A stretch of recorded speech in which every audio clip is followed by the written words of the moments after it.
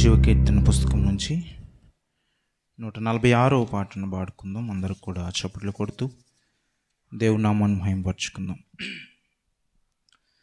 నీవు చేసిన మేలకు, నీవు చూపిన కృపలకు, నీవు చేసిన మేలకు, నీవు చూపిన కృపలకు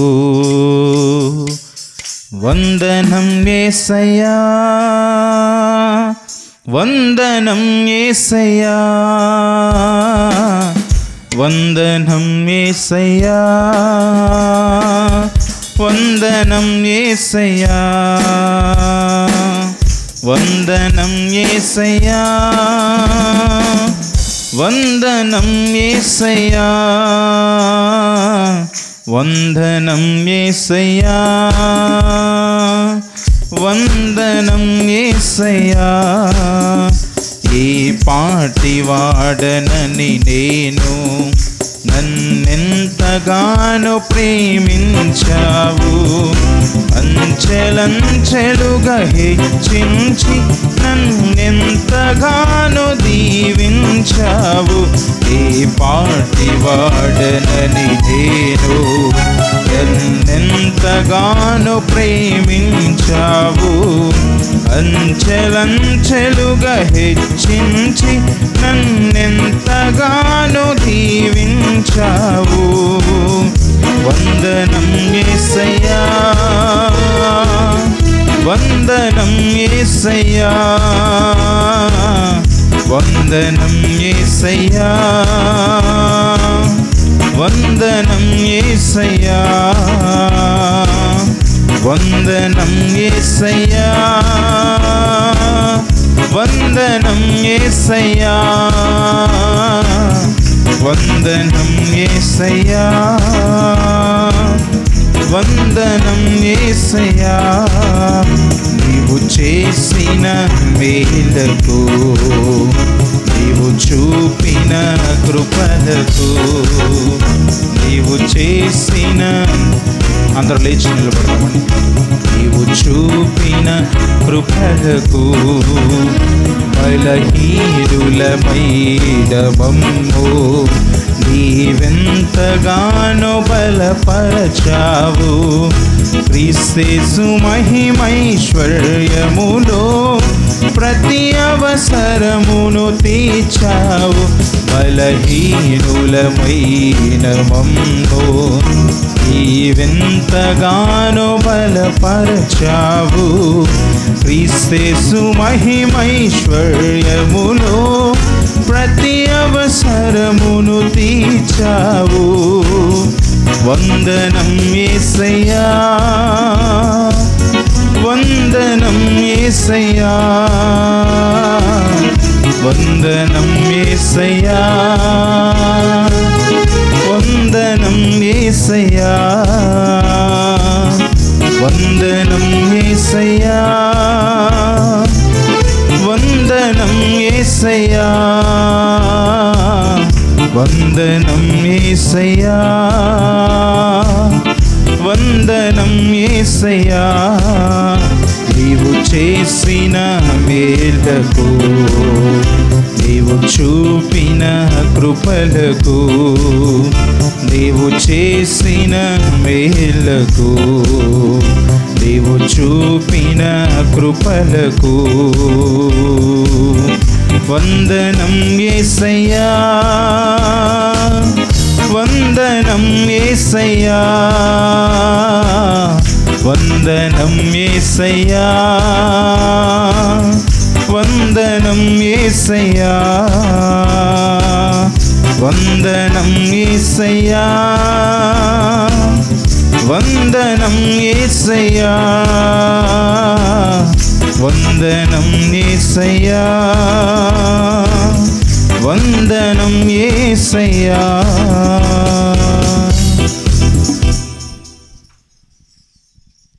మంచిదండి. ఆరాధన క్రమంగా కీర్తన చదువుకుందాం. కీర్తనల గ్రంథము 21వ అధ్యాయము ఉత్తర ప్రత్యుత్తరాల భాగముగా కీర్తనల గ్రంథము 21వ అధ్యాయము వచనం వెంబడి ఒక వచనం చదువుకుందామండి. మన మధ్యలో ఉన్న సుధీర్ గారు వచ్చి ఈ భాగంను వినిపించవలసిందిగా మనం చేస్తూ ఉన్నాం.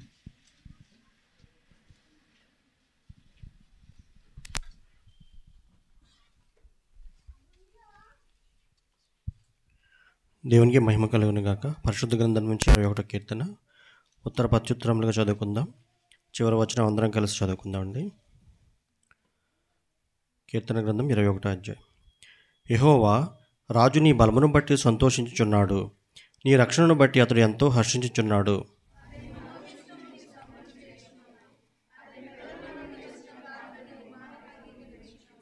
శ్రేయస్కరమైన ఆశీర్వాదములతో నీవు అతనిని ఎదుర్కొనుచున్నావు, అతని తల మీద అపరంజి కిరీటము నీవు ఉంచియున్నావు.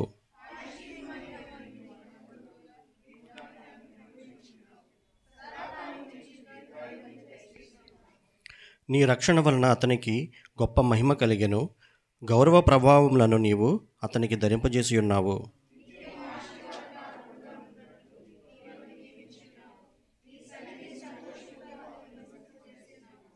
ఎలయనగా రాజు యెహోవాయందు నమ్మికయుంచుచున్నాడు, సర్వోన్నతుని కృపచేత అతడు కదలకుండా నిలుచును.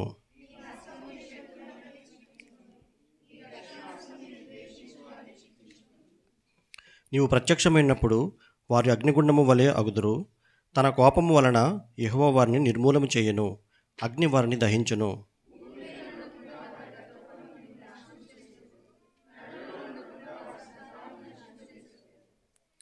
వారు నీకు కీడు చేయవలనని ఉద్దేశించిరి, దురుపాయము పన్నిరి, కానీ దానిని కొనసాగింపలేకపోయిరి.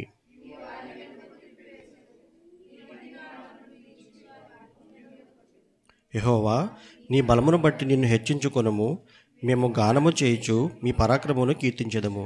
దేవుడి వాక్యం దీవించిన గాక. ఆమేన్.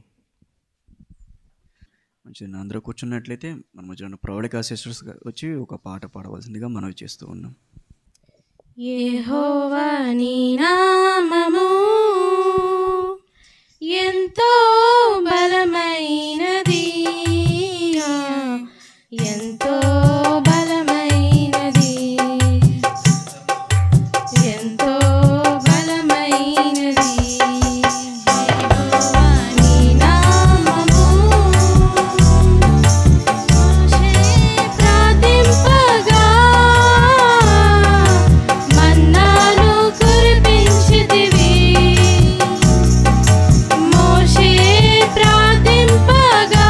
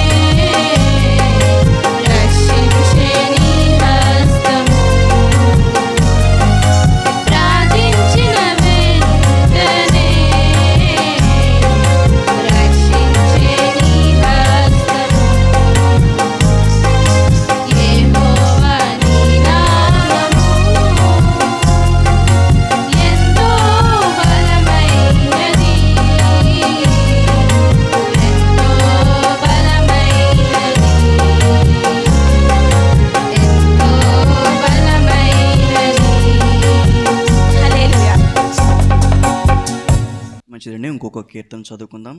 కీర్తనల గ్రంథము 90వ అధ్యాయము. కీర్తనల గ్రంథము 90వ అధ్యాయము. మన మధ్యలో ఉన్న అనిల్ గారు వచ్చి చదివి వినిపిస్తారండి. వెనకాల ఎవరు చెప్పవసరం లేదు, మనందరం కూడా విందాం. కీర్తనల గ్రంథము 90వ అధ్యాయము.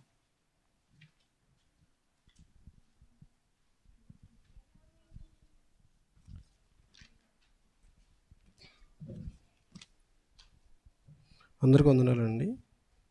ప్రభువ, తరతరముల నుండి మాకు నివాస స్థలము నీవే. పర్వతములు పుట్టక మునుపు, భూమిని లోకమును నీవు పుట్టింపక మునుపు, యుగయుగములు నీవే దేవుడవు. నీవు మనుషులను మంటికి మార్చుచున్నావు. నరులారా తిరిగి రండని నీవు సెలవిచ్చుచున్నావు. నీ దృష్టికి 1000 సంవత్సరములు గతించిన నిన్నటి వలెనున్నవి. రాత్రి అందలి ఒక జాము వలెనున్నవి. వరద చేతనైనట్టు నీ వారిని పారగొట్టి వేయగా వారు నిద్రింతురు. ప్రొద్దున్న వారు పచ్చగడ్డ వలె చిగురింతురు. ప్రొద్దున్న అది మొలిచి చిగురించును, సాయంకాలమున అది కోయబడి వాడబారును. నీ కోపము వలన మేము క్షీణించుచున్నాము. నీ ఉగ్రతను బట్టి దిగులుపడుచున్నాము. మా దోషములను నీవు నీ ఎదుట నుంచుకొని ఉన్నావు. నీ ముఖకాంతిలో మా రహస్య పాపములు కనబడుచున్నవి. నీ ఉగ్రతను భరించుచునే మా దినములన్నీ గడిపితిమి. నిట్టూర్పులు విడిచినట్టు మా జీవిత కాలము జరుపుకుందుము. మా ఆయుష్కాలము 70 సంవత్సరములు, అధిక బలమున్న ఎడల 80 సంవత్సరములగును. అయినను వాటి వైభవము ఆయాసమే, దుఃఖమే. అది త్వరగా గతించును, మేము ఎగిరిపోవుదుము. నీ అగ్రహ బలము ఎంతో ఎవరికి తెలియను. నీకు చెందవలసిన భయము కొలది పుట్టు నీ క్రోధము ఎంతో ఎవరికి తెలియను. మాకు జ్ఞాన హృదయము కలుగునట్లుగా చేయుము. మా దినములు లెక్కించుటకు మాకు నేర్పము. యెహోవా, తిరుగుము, ఎంతవరకు తిరుగుకయుందువు. నీ సేవకులను చూచి సంతాపపడుము. ఉదయమున నీ కృపతో మమ్మను తృప్తిపరచుము. అప్పుడు మేము మా దినములన్నీ ఉత్సాహించి సంతోషించెదము. నీవు మమ్మను శ్రమపరిచిన దినముల కొలది మేము కీడును భవించిన 7 ఏండ్ల కొలది మమ్మను సంతోషపరచుము. నీ సేవకులకు నీ కార్యము కనపరచుము. వారి కుమారులకు నీ ప్రభావం చూపింపుము. మా దేవుడైన యెహోవా ప్రసన్నత మా మీద నుండునుగాక. మా చేతి పనిని మాకు స్థిరపరచుము. మా చేతి పనిని స్థిరపరచుము. దేవుడి చిన్న వాక్యం దీవించునుగాక. ఆమేన్. మంచిది. లేఖన భాగం చదివిన సోదరులకు వందనాలు. ఈ సమయంలో మనము దేవుని వాక్యం వినుట కొరకై మన హృదయాలను సిద్ధపరచుకుందాం. ఈ దినము ప్రత్యేకముగా మన మధ్యలోకి దైవజనులు మరి జోనథన్ శామ్యుల్ గారు, వారు మన సహవాస నాయకులు, శామ్యుల్ ఈశ్వరత్న గారి అయ్యగారి 2వ కుమారులు. వారు మన సహవాసాన్ని ప్రేమించి, ఈ స్థలాన్ని ప్రేమించి అనేక పర్యాయాలు మన మధ్యలోకి రావడం చాలా సంతోషం. నిన్నటి దినాన వారు ఇక్కడ ఉన్నారని తెలిసింది. నేను వెంటనే బాబు మీరు రండి అని చెప్పి నేను వారిని అడిగినప్పుడు తప్పకుండా వస్తానని చెప్పి మంచి మనసుతో మన మధ్యకి వచ్చారు. దైవజనులను ప్రేమతో ఆహ్వానిస్తూ ఉన్నాను. గడిచిన సార్ వచ్చినప్పుడు 27వ కీర్తనని వారు బోధించారు. మీరు అది ఎంతమందికి అర్థమైందో నాకు తెలియదు కదా. చాలా మంచి విషయాలు, లోతైన విషయాలు, అద్భుతమైన విషయాలను వారు మాట్లాడారు. ఒకసారి మన యూట్యూబ్ ఛానల్లో ఉంది, దాన్ని మరొకసారి వినండి. దాన్ని అది ఒక మాట ఉంటుంది బైబిల్లో, అది పండితులకు అర్థం కాదు కొన్ని విషయాలు అన్నట్లుగా పౌలు భక్తుడు చెప్తాడు. కొన్ని విషయాలు పామర్లకు క్షమించాలి, ఆ పామర్లకి కొన్ని విషయాలు అర్థం చేసుకోవడం కష్టం అనే మాట మనం చూస్తాం. దేవుని వాక్యమును ప్రార్థన పూర్వకంగా మనం సిద్ధపడినప్పుడు దైవజనులు ఏం చెప్తున్నారు అనేటువంటి సంగతులు మనము వాటి మీద మన మనసులో లక్ష్యం ఉంచినప్పుడు మనకి అవన్నీ బోధపడతాయి. కాబట్టి ఈ దినం ప్రత్యేకంగా మరొక కీర్తన వారు మన కొరకై మరి ప్రార్థన పూర్వకంగా సిద్ధపడి తీసుకుని వచ్చారు. మరి నాకు అత్యంత ప్రియులు, ఇష్టలు దైవజనులు జోనథన్ శామ్యుల్ గారు. ఒకసారి యువ నాయకులు అంటే కోపడ్డారు, వారికి ఆ మాట నచ్చదు. ఒక పోస్ట్ తయారు చేసి నేను బాబు దీన్ని హెడ్ క్వార్టర్ గ్రూప్లో పెట్టండి అంటే, అన్న నాకు అవన్నీ ఇష్టం ఉండదు, దయచేసి నేను వాటిని ఎంకరేజ్ చేయను, మీరు అర్థం చేసుకోండి అని వారు రిటర్న్ నాకు రిప్లై ఇచ్చారు. మన సహవాసంలో ఉన్నటువంటి నాయకులు మనసు కూడా అదే, ఒకసారి బాబు మ్యారేజ్ టైంలో ఈ వచ్చినాయి ప్రోగ్రామ్ షీట్స్ వచ్చినాయి. దాంట్లో శాంబాబాయ్ గారు పక్కన ఏమని రాశారంటే బిషప్ అని రాశారు. నికోలస్ గారు అవన్నీ ప్రింట్ చేసి తీసుకొచ్చారు. ఆ ప్యాకెట్ నాకు ఇచ్చి దీన్ని అందరికీ ఇవ్వు అని చెప్పేసి, తమ్ముడు ఇవ్వు అని చెప్పేసి మాకు ఇచ్చారు. అయ్యగారు అది చూసి ఎవడ బిషప్ ఎవడో ఎందుకు వేశారు అని చెప్పి దాన్ని రిజెక్ట్ చేశారు. అయ్యగారు పంచనివ్వలేదు, ఆ ప్రోగ్రామ్ షీట్ ఇవ్వలేదు. ఆ రోజు మేము ఆ బండిలంతా మళ్ళీ కట్టి మళ్ళీ స్టోర్ రూమ్లో పడేసాం. ఈ రోజుల్లో బిషప్లు కొనుక్కుంటున్నారు. ఇక్కడ హైదరాబాద్లో చాలామంది ఉన్నారు. పాల వ్యాపారం చేసేవారు, ఉప్పు వ్యాపారం చేసేవారు, పాస్టర్లు అని చెప్పుకుంటూ బిషప్ను కొనుక్కొని తగిలించుకుంటున్నారు, రెవరెండ్లు కొనుక్కొని తగిలించుకుంటున్నారు. అవన్నీ తగిలించుకుంటున్నారు. ఇన్సూరెన్స్ ఒక 3 లేక 400 సంఘాలు ఉన్నాయి మనకి.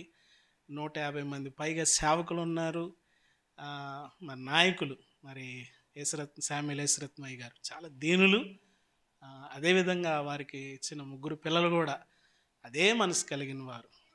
మరి ఇట్టి సహవాసం కలిగి ఉండడం చాలా సంతోషం. ఈ సహవాసాన్ని బట్టి నేను ఎక్కువగా ప్రభుని స్తుతిస్తూ ఉంటాను. మరి వారి కుమారులు మన మధ్యలో రావడం సంతోషం. ఈరోజు ప్రత్యేకముగా ఈ చదవబడిన కీర్తనను మనతో పంచుకుంటారు. చాలా ప్రార్థనాపూర్వకంగా ఏకాగ్రతతో ఈ మాటల్ని మనం విందాం. దైవజనులను ప్రేమతో ఆహ్వానిస్తూ ఈ సమయాన్ని దైవజనులకు నేను అప్పగిస్తూ ఉన్నాను.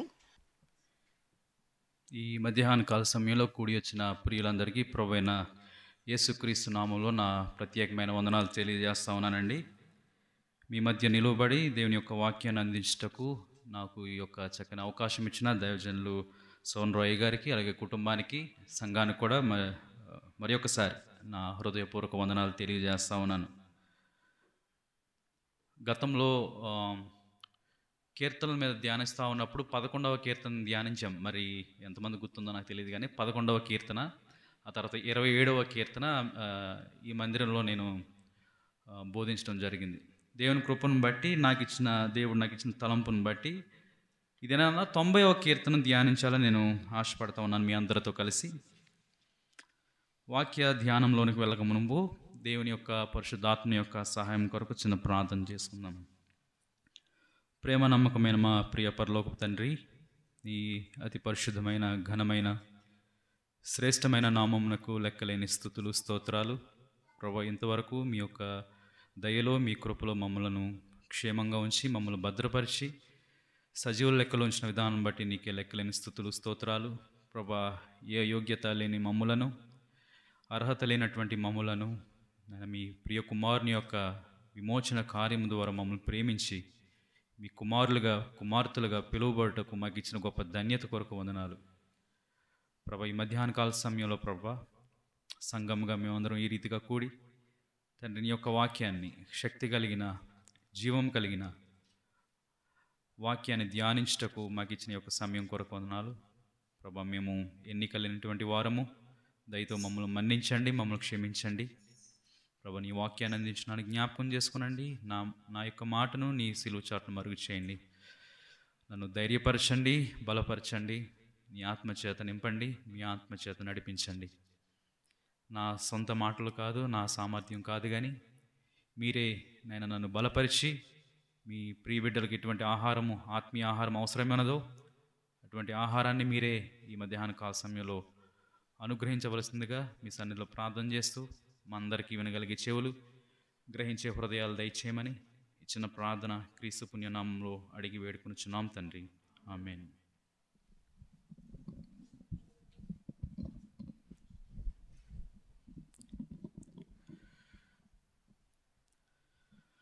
ఒక చిన్న పిల్లవాడు సముద్రపు తీరాన కూర్చొని ఇసుక తిన్నులతో లేక ఆ మట్టితో ఒక గృహాన్ని నిర్మించుకునే ప్రయత్నం చేస్తూ ఉన్నాడు.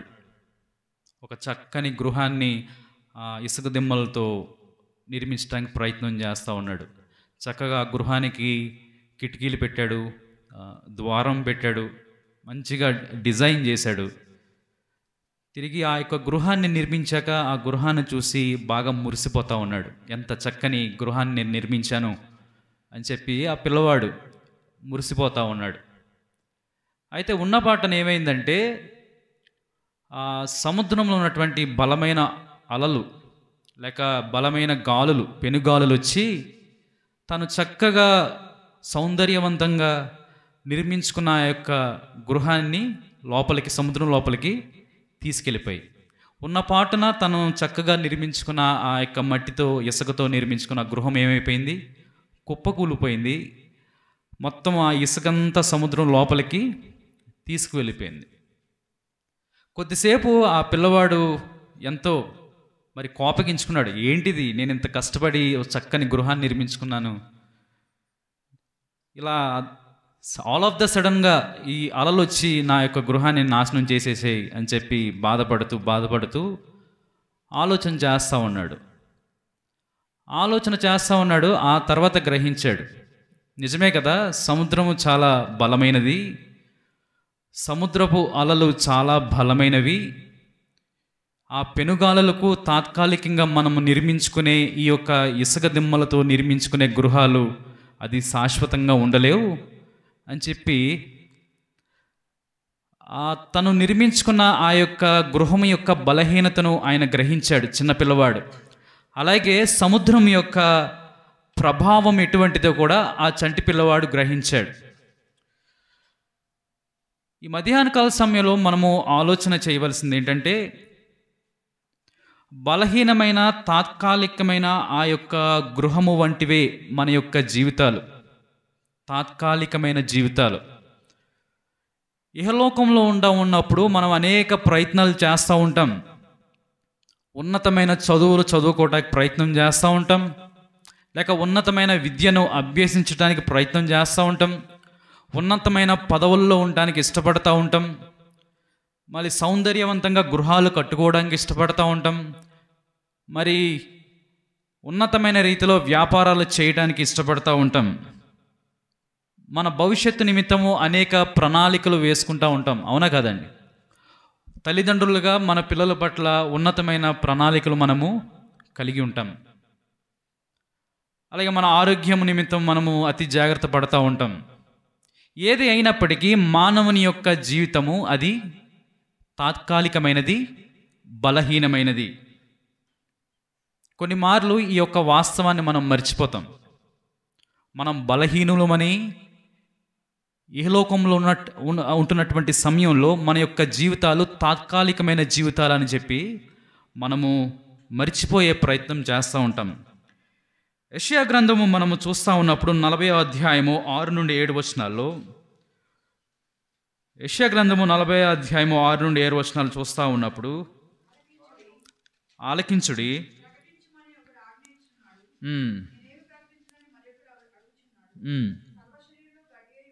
ఎలా ఉన్నారంట? మానవుడు గడ్డి అయి ఉన్నాడు, వాడి అందమంతయు ఊదగా, గడ్డి ఎండును పువ్వు వాడును,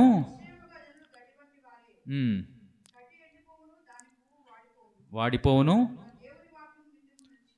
మన దేవుని వాక్యము నిత్యము నిలుచును అని చెప్పి లేఖన భాగాలు తెలియజేస్తూ ఉన్నాయి. భక్తుడైన యాకోబు అంటాడు, మానవుని యొక్క జీవితాన్ని జ్ఞాపకం చేస్తూ, ఇదిగో కొంతసేపు కనపడి అంతలోనే మాయమైపోయే ఆవిరి వంటిది అంటాడు. మానవుని యొక్క జీవితము బలహీనమైనది, తాత్కాలికమైనది. దేవుని యొక్క వాక్యము లేక దేవుని యొక్క ఉనికి అది నిత్యము నిలుచును అని చెప్పి లేఖన భాగంలో మనం చూడగలుగుతా ఉన్నాం. మానవుడు బలహీనుడు, మానవుడు శక్తిహీనుడు, మానవుడు తాత్కాలికమైన జీవితం కలిగినటువంటి వాడు. అయితే మనం విశ్వసిస్తున్నటువంటి దేవుడు ఆయన నిత్యుడు, శక్తిమంతుడు, ఈ లోకానికి సృష్టికర్త అయినటువంటి దేవుడు. ఈ యొక్క వాస్తవాన్ని మనము గ్రహించాలి. దేవుడు ఎంతగానో ప్రేమ కలిగిన దేవుడు, ఆయన కృప కలిగిన దేవుడు, దయ చూపించే దేవుడు. అదే సమయంలో మనము ఇంకొక సత్యాన్ని కూడా జ్ఞాపకం చేసుకోవాలి. ఆయన కేవలము నిత్యుడు మాత్రమే కాదు, ఆయన కేవలము శక్తిమంతుడు మాత్రమే కాదు, ఆయన కేవలము మరి ప్రేమ కలిగిన దేవుడు మాత్రమే కాదు, కొన్ని మార్లు మన అవిధేయతను బట్టి తన కోపాగ్ని చూపించే, ఉగ్రతను కనపరిచే దేవుడు కూడా. ఈ సత్యాన్ని కొన్ని మార్లు మనం మర్చిపోతూ ఉంటాం.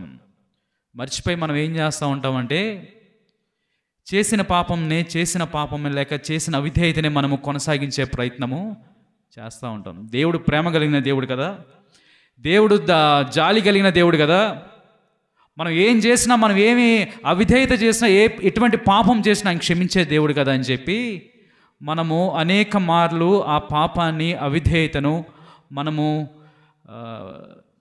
రిపిటేటివ్గా చేసే ప్రయత్నము చేస్తూ ఉంటాం. వన్స్ సేవ్డ్ ఆల్వేస్ సేవ్డ్ అంటారు వేదాంతంలో.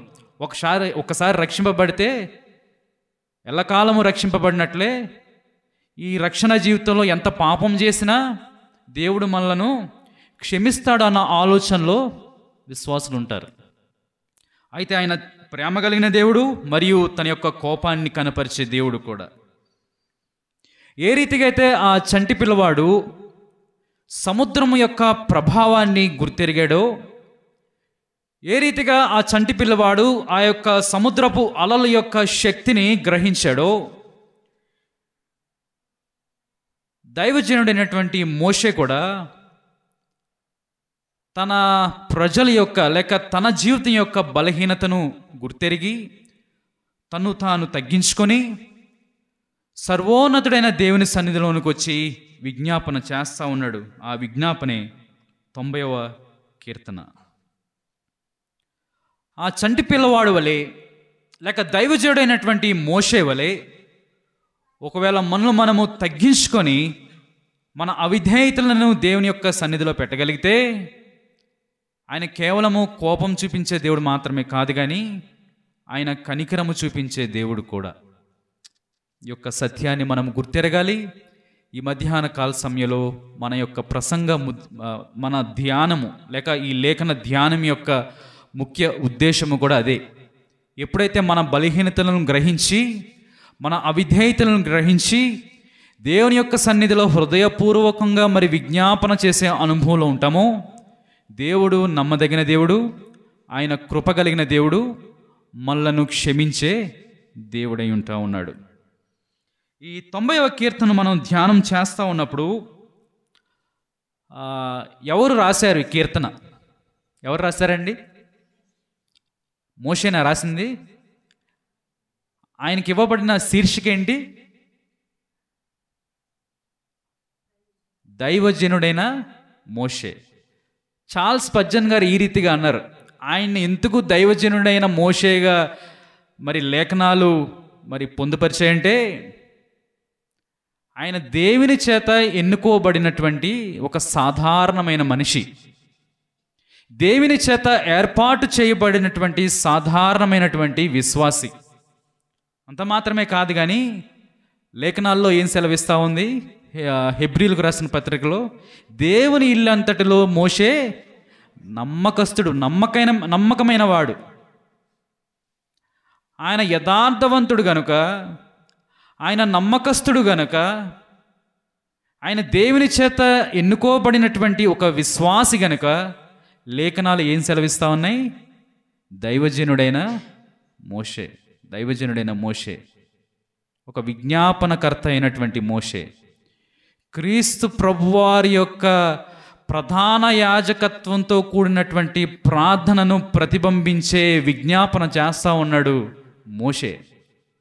చాలామంది వేదాంత పండితులు అనే మాట ఏంటంటే, మోషే క్రీస్తును ప్రతిబింబించే వ్యక్తి. విజ్ఞాపన చేసే విషయంలో, దేవునికి విజ్ఞాపన చేసే విషయంలో, దేవుని ప్రజల పక్షాన నిలవబడి దేవునికి విజ్ఞాపన చేసే విషయంలో మోషే ఎటువంటి వాడు? విజ్ఞాపనకర్త. యోహాను సువార్త 17వ అధ్యాయంలో చూస్తూ ఉన్నప్పుడు యేసుక్రీస్తు ప్రభువారు విజ్ఞాపన చేస్తూ ఉన్నాడు. తన పక్షాన, శిష్యుల పక్షాన, లోకము పక్షాన ఆయన ఏం చేస్తూ ఉన్నాడు? విజ్ఞాపన చేస్తూ ఉన్నాడు. ఆ రీతిగానే మోషే కూడా తన ప్రజల నిమిత్తము ఆయన విజ్ఞాపన చేస్తూ ఉన్నాడు.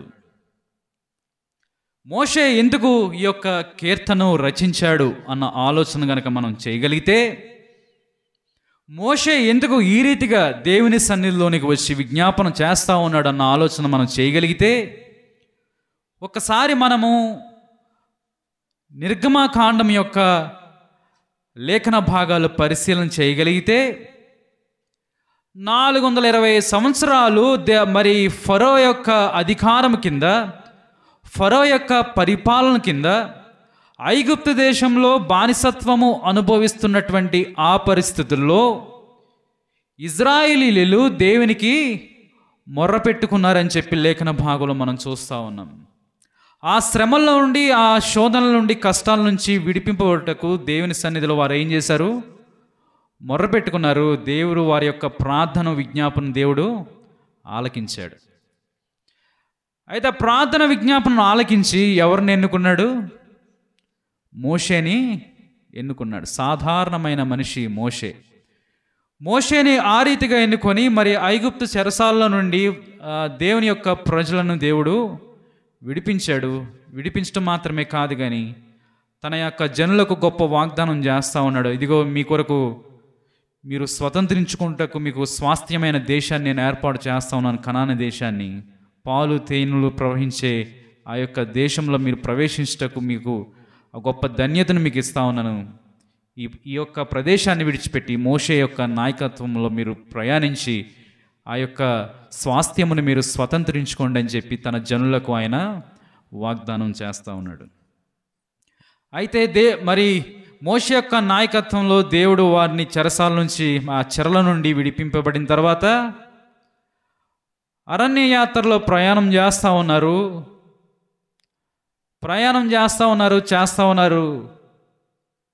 అనేక మార్లు దేవునిపై వారు ఏం చేశారు?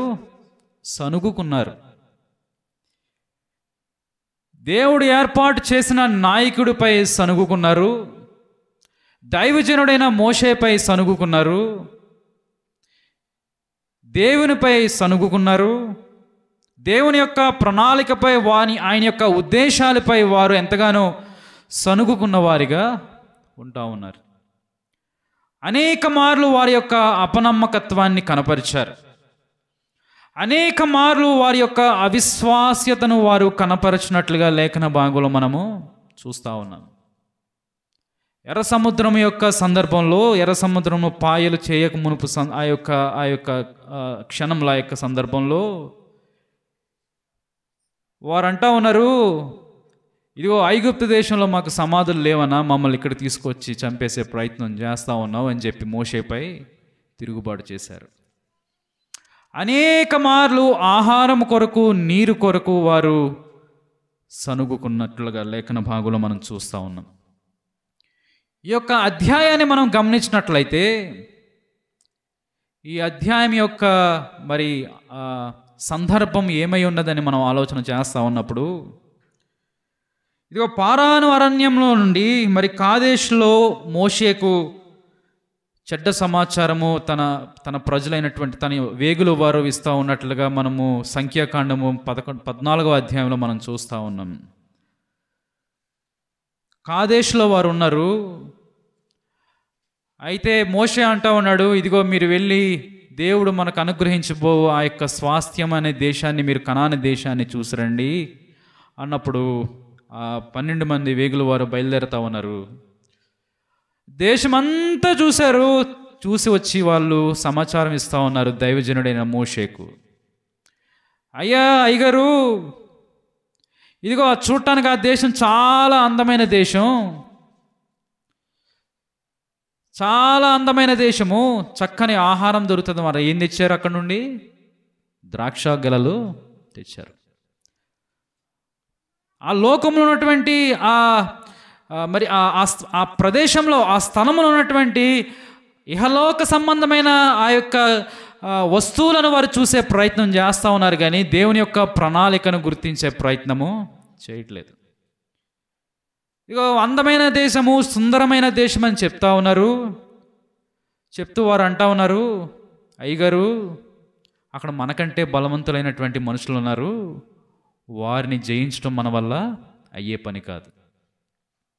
ఇదిగో అక్కడ అమాలేకీలు ఉన్నారు, అమోరీయులు ఉన్నారు, చాలా బలవంతులు, మనం వారిని జయించలేం, అని చెప్పి ఒక అపనమ్మకమైనటువంటి వార్తను దైవజనుడి యొక్క మోషే వద్దకు తెచ్చే ప్రయత్నము చేస్తూ ఉన్నారు.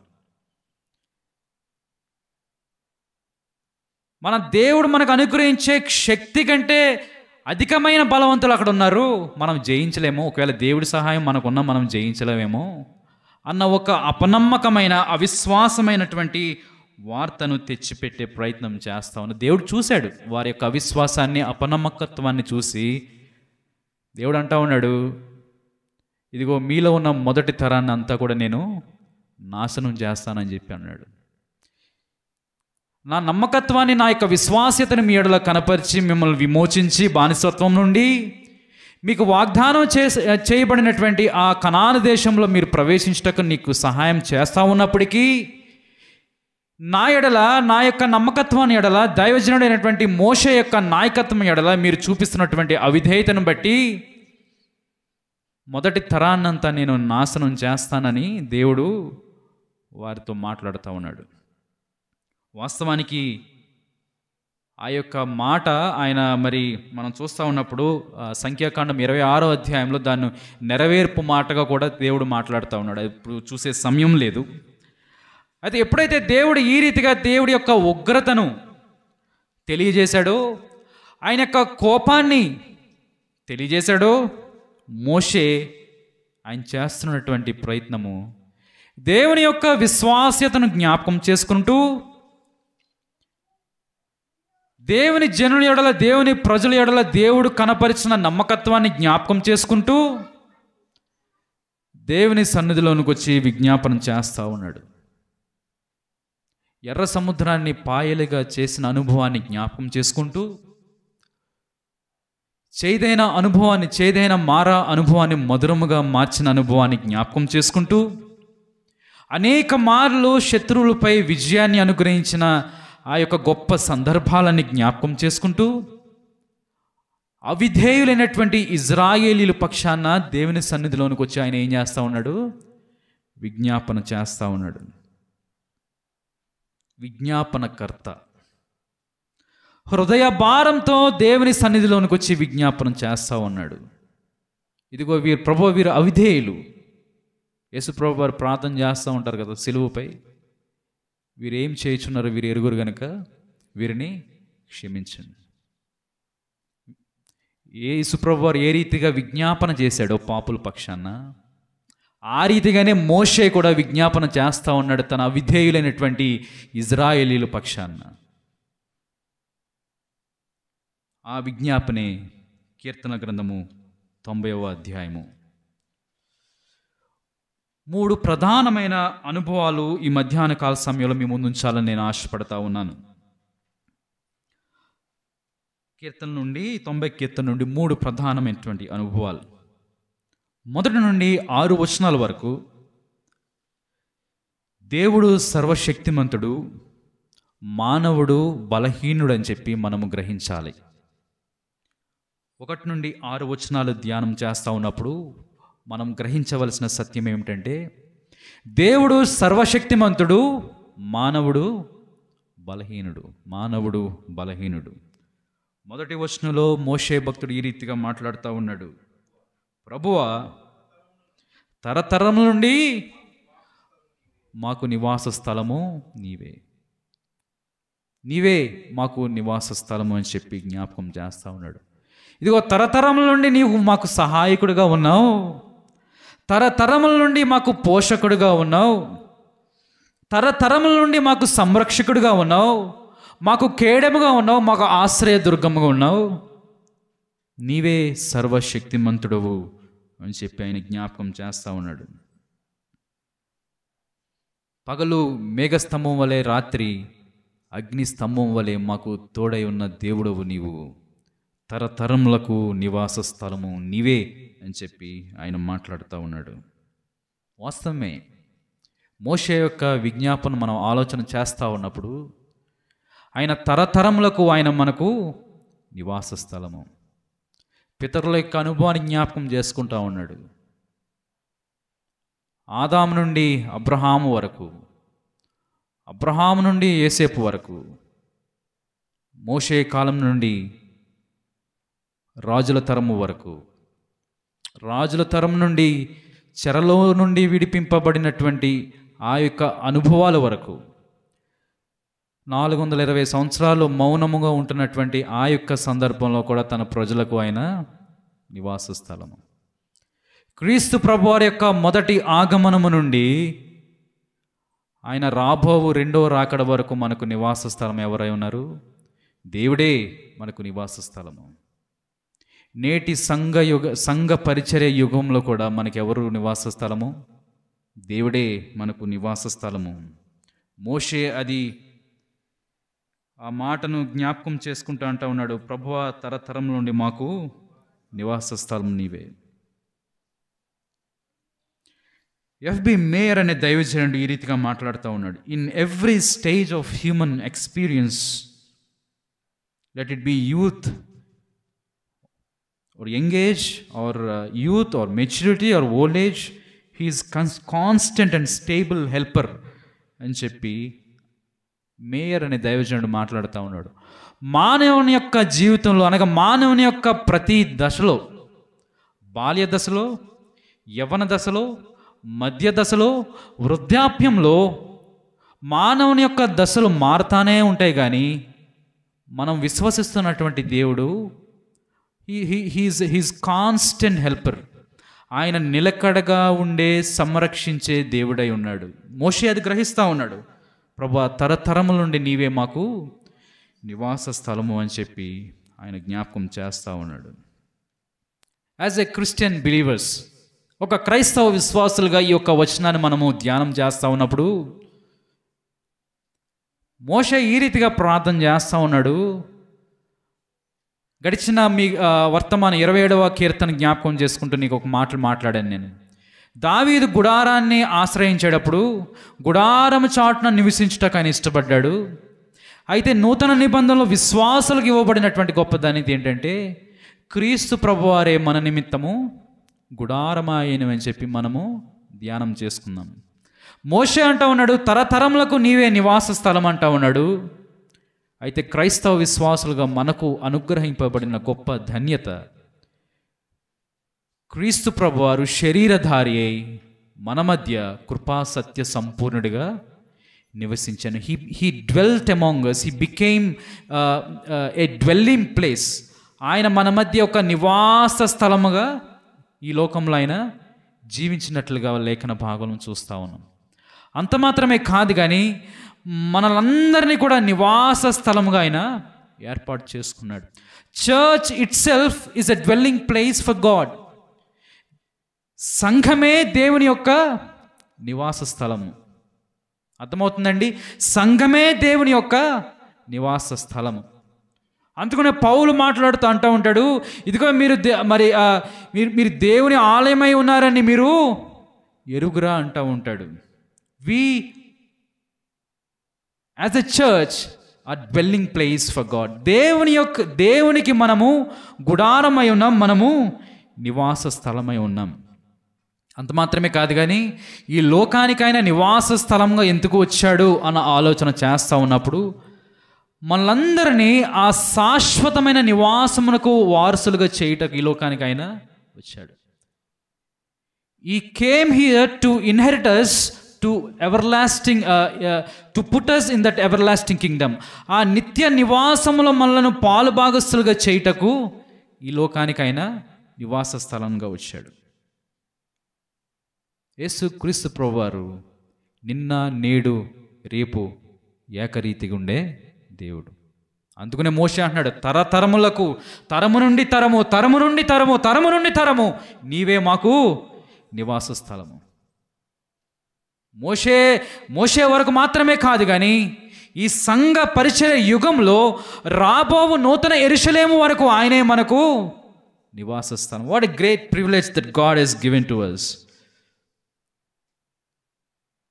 లేఖన భాగాలు మనం చూస్తూ ఉన్నప్పుడు, పాత నిబంధనల భక్తుల యొక్క జీవితాలు మనం చూస్తూ ఉన్నప్పుడు వారు విశ్వాసముతో నిరీక్షణతో ఆ యొక్క పరలోక నివాస స్థలము కొరకు వారు ఎదురు చూసినట్లుగా లేఖన భాగంలో మనం చూస్తూ ఉన్నాం. మనం అందరం కూడా తాత్కాలికమైన యాత్రికులమే. వీఆర్ టెంపరరీ పిలిగ్రిమ్స్ ఈ లోకంలో ఉంటా ఉన్నప్పుడు మనం అందరం ఎవరము? తాత్కాలికమైన యాత్రికులము. అందుకనే ఆ పునాదులు గల పట్టణం వైపు విశ్వాసంతో అబ్రహాం ఏం చేశాడు? నిరీక్షించినట్లుగా చూస్తూ ఉన్నాం, ఎదురు చూస్తూ ఉన్నట్లుగా మనం చూస్తూ ఉన్నాం. తన యొక్క ఆశా నిరీక్షణ కేవలం కనాను ప్రదేశంలో మాత్రం ఆగలేదు, కానీ పునాదులు గల పట్టణం పైన ఏం చేశాడు? విశ్వాసంతో నిరీక్షణతో ఆయన చూస్తున్నట్లుగా మనం లేఖన భాగంలో చూస్తూ ఉన్నాం.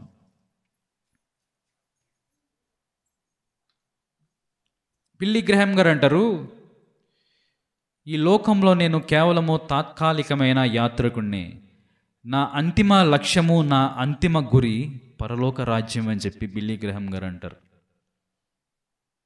అందుకని పేతురు భక్తుడు కూడా తన పత్రికలో రాస్తూ, ఇదిగో దేవుడు నాకు సూచించిన ప్రకారము ఈ గుడారము తీసివేయాల్సిన సమయము వచ్చిందని చెప్పి పేతురు భక్తుడు మాట్లాడతాడు. ఆయన తరతరములకు నివాస స్థలమై ఉన్నటువంటి దేవుడు. కొరింథీయులకు రాసిన 2వ పత్రిక 5వ అధ్యాయం 1వ వచనంలో పౌలు ఆ యొక్క సత్యాన్ని ఆయన జ్ఞాపకం చేస్తూ ఉన్నాడు. భూమి మీద శిథిలమైపోయినను చేతి పని కాక దేవుని చేత కట్టబడినయు, ఏంటంటే అది దేవుని చేత కట్టబడినటువంటి నిత్యమైన నివాసము పరలోకమునందు మనకున్నదని ఎరుగుదాము. God himself is an eternal dwelling place. దేవుడే నిత్య నివాసముగా ఉంటా ఉన్నాడని చెప్పి పౌలు మాట్లాడుతూ ఉన్నాడు. ఆ నిత్య నివాసంలో పాలుభాగస్తులుగా చేయుటకు క్రీస్తు ప్రభువారు ఈ లోకానికి వచ్చి మనందరినీ విమోచించాడు. తన యొక్క మరణ పునరుద్ధానముల ద్వారా ఆ యొక్క నిరీక్షణ మనకు అనుగ్రహించాడు. యాన్ జడ్సన్ అనే ఒక దైవజనరాలు, ఎడోనిరామ్ జడ్సన్ యొక్క భార్య. మీలో అనేక మందికి ఎడోనిరామ్ జడ్సన్ తెలిసే ఉన్నాడు అని నేను అనుకుంటా ఉన్నాను. గొప్ప మిషనరీ, బర్మా దేశంలో గొప్ప పరిచర్య చేసినటువంటి మిషనరీ. ప్రభుత్వ వ్యతిరేకత ఉన్నటువంటి ఆ యొక్క సందర్భంలో సువార్తీకరణ చేయుటకు ఆటంకాలు కలుగు చేస్తున్నటువంటి ఆ సందర్భంలో తన పిల్లవాడిని కోల్పోయాడు. సువార్తీకరణ చేస్తున్నటువంటి నెపంతో ఆయనను చెరసాల్లో వేశారు. యాన్ జడ్సన్, అడోనిరామ్ జడ్సన్ ఆయన భార్య, ఆమె ఒంటరిగా ఉంటూ ఈ యొక్క మాట చెప్తా ఉన్నారు. పరిచర్లో ఉంటా ఉన్నప్పుడు చాలా కష్టతరమైనటువంటి పరిస్థితుల్లో ఉన్నటువంటి ఆమె ఈ రీతిగా మాట్లాడుతూ ఉంది. She says, we are alone in this land, yet we are not alone. Christ is with us as helper. We lean on him and in him we find our home. ఆమె అంటా ఉంది, బర్మా ప్రాంతంలో, Burma దేశంలో మేము ఒంటరిగానే ఉన్నాం, మాకు సహాయం ఎవరు లేరు, అయినప్పటికీ మేము ఒంటరి వాళ్ళము కాము అంటా ఉంది. ఎందుకనంటే Christ is with us as an helper. ఒక సహాయకుడిగా, సంరక్షకుడిగా క్రీస్తు ప్రభువారు మా కొరకు ఆయన యొక్క క్రీస్తు ఆత్మ మమ్మల్ని నడిపిస్తూ ఉందని చెప్పి యాన్ జడ్సన్ మాట్లాడుతూ ఉంది. అంత మాత్రమే కాదు, ఆమె ఇంకా మాట మాట్లాడారు. We lean on him and in him we find our home. క్రీస్తులో మా యొక్క నివాస స్థలాన్ని మేము చూస్తూ ఉన్నామని చెప్పి శ్రమల్లో ఉన్నటువంటి దైవజనుడైనటువంటి అడోనిరామ్ జడ్సన్ యొక్క భార్య సాక్ష్యం ఇస్తూ ఉంది. ప్రభువా, తరతరములకు నీవే మాకు నివాస స్థలం. ఎందుకు ఈ రీతిగా మోషే మాట్లాడుతూ ఉన్నాడని ఆలోచన చేస్తూ ఉన్నప్పుడు 2-3 వచనాలు ఒకసారి జ్ఞాపకం చేసుకుందాం.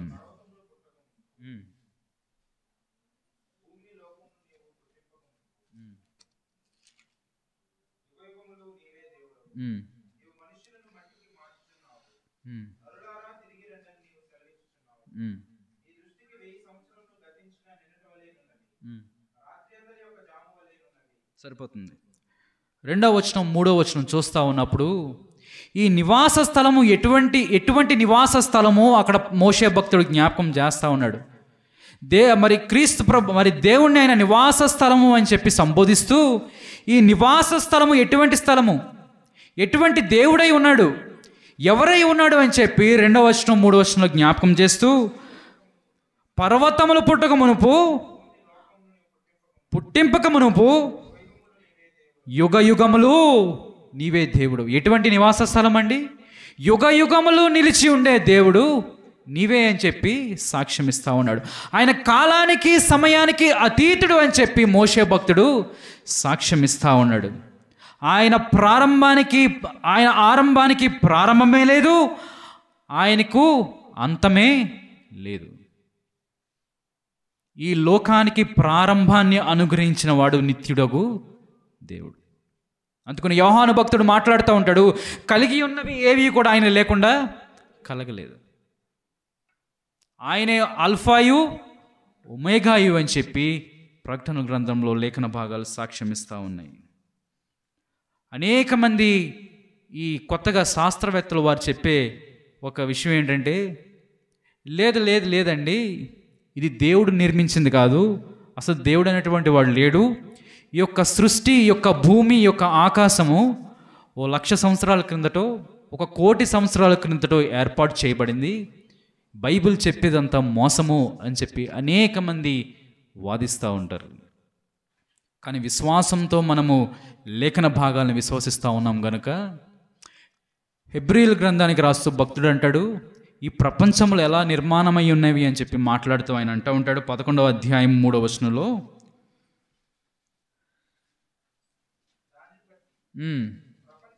ప్రపంచములు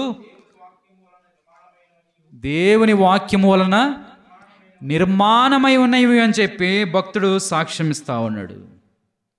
ఆయన నిత్యుడు, ఆయన సృష్టికర్త, ఈ లోకము ఆయన యొక్క చేతి పని అని జ్ఞాపకం చేసుకోవాలి. మోషే అది గ్రహిస్తూ ఉన్నాడు. 3వ వచనంలో మాట్లాడుతూ ఆయన అంటూ ఉన్నాడు, నీవు మనుషులను వంటికి మార్చుచున్నావు, నరులారా తిరిగి రండని నీవు సెలవిచ్చుచున్నావు. ఈ లోకముపై సర్వాధికారము కలిగినటువంటి దేవుడు అంత మాత్రమే కాదు కానీ తన పోలిక చొప్పున తన యొక్క స్వరూపంలో నిర్మించబడినటువంటి మానవుడిపై సర్వాధికారము కలిగినటువంటి దేవుడు. మానవుని యొక్క ప్రారంభము లేక మానవుని యొక్క జన్మ లేక మానవుని యొక్క ఉనికి దేవుని యొక్క చేతిలో ఉన్నవి. మానవుని యొక్క మరణము దేవుని యొక్క చేతిలో ఉన్నవి. మానవుని యొక్క జీవితం గురించి కీర్తనకారుడు మాట్లాడుతూ అది దాటిపోయే నీడ వంటిది అంటాడు.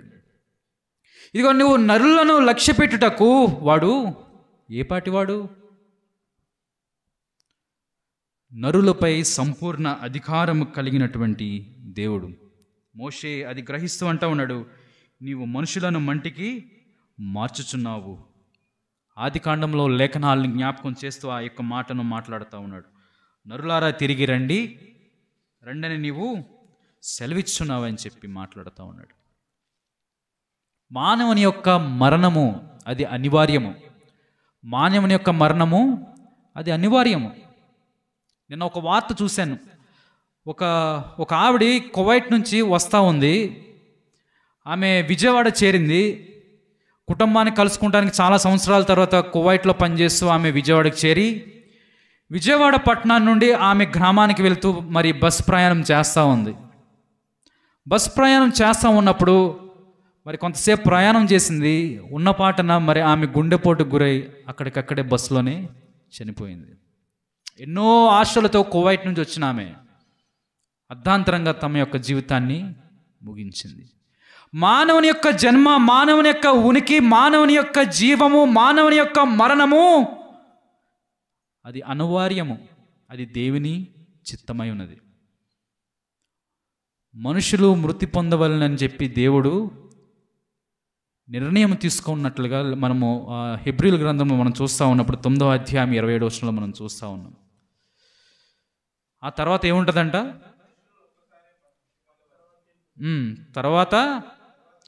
తర్వాత తీర్పు జరుగును అని చెప్పి లేఖన భాగంలో మనం చూస్తూ ఉన్నాం. ఇది మనం చాలా జాగ్రత్తగా ఆలోచన చేయాలి. నరులారా తిరిగి రండి అని చెప్పి ఆహ్వానం ఇస్తా ఉన్నాడు దేవుడు. మరణం తర్వాత మనం ఎక్కడికి వెళ్తా ఉన్నాం? మరణం తర్వాత మన ప్రయాణము ఏమిటి? మొదటి ఆదాము వలె అవిధేయతతో పాపము చేత ఒకవేళ నీవు మరణించినట్లయితే ఆ నిత్య నివాసముకు చేరుట అసాధ్యము.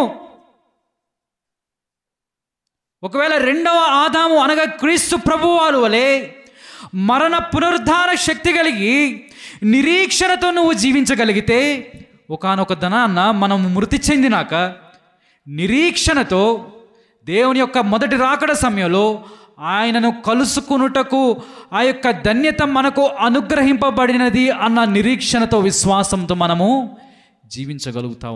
జీవించగలుగుతాం. నరులారా తిరిగి రండి అని చెప్పి దేవుడు ఆహ్వానం ఇస్తూ ఉన్నాడు. ఈ ఆహ్వానాన్ని మనము చాలా సీరియస్గా కన్సిడర్ చేయాలి.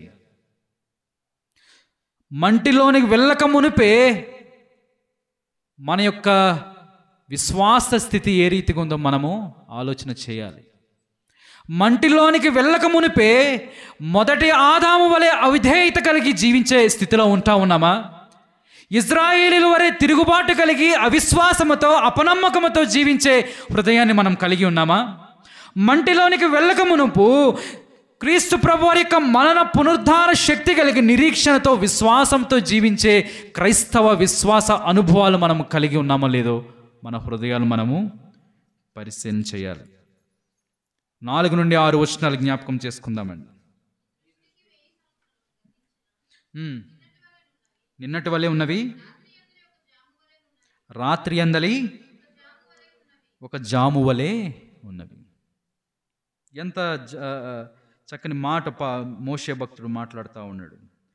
5వ వచనం చదువుకుందాం. 5:6 వరద చేతనైనట్టు ఏమంటా ఉన్నాడు? నీవు వారిని పారగొట్టవేయగా వారు నిద్రింతురు, చిగురింతురు, వాడబారును. మానవుని యొక్క జీవితము అది తాత్కాలికమైనది, బలహీనమైనది.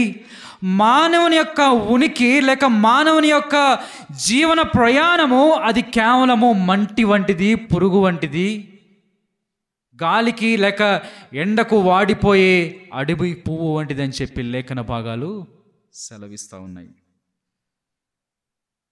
బాయ్స్ అనే దైవజనుడు ఈ రీతిగా మాట్లాడుతూ ఉన్నాడు. Our lives are short and should lead us to live with eternal priorities. మన జీవితం అంటే చాలా చిన్నదైన జీవితం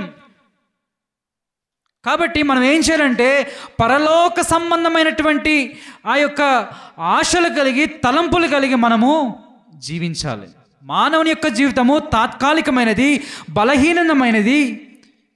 మానవుని యొక్క ఉనికి అది తాత్కాలికమైనది, బలహీనమైనది కనుక మనం ఏ రీతిగా బతకాలి? పరలోక సంబంధమైనటువంటి క్రియలు కలిగి, పరలోక సంబంధమైనటువంటి ఆశ కలిగి మనము జీవించబద్దులమై ఉన్నామని చెప్పి దైవజనుడు మాట్లాడుతూ ఉన్నాడు. 5వ వచనం 6వ వచనంలో చూస్తూ ఉన్నప్పుడు మానవుడి జీవితం ఎటువంటిదో పౌలు అక్కడ మాట్లాడుతూ ఉన్నాడు. వరద చేతనైనట్టు నీవు వారిని పారగొట్టవేగా దే విల్ స్వెప్ట్ అవే, వారు నిద్రింతురు. తర్వాత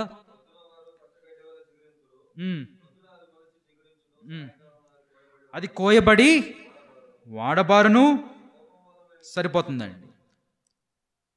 నిజమే, మన జీవితాలు కూడా విశ్వాసులుగా ఉంటూ ఉన్నప్పటికీ మన జీవితాలు కూడా బలహీనమైనవే.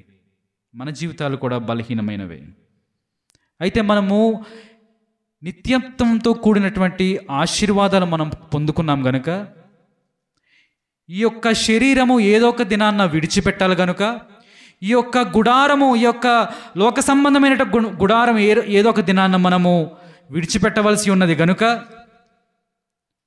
మనం ఎటువంటి ఆహారాన్ని తీసుకునే ప్రయత్నము చేస్తూ ఉన్నాము. కొద్దిసేపు కనబడి అంతలోనే మాయమైపోయే శరీరాలు మనం కలిగి ఉన్నాం గనుక అక్షయమైన ఆహారం తీసుకునే ప్రయత్నం చేస్తూ ఉన్నామా, లేక క్షయమైన ఆహారం తీసుకునే ప్రయత్నము చేస్తూ ఉన్నామా?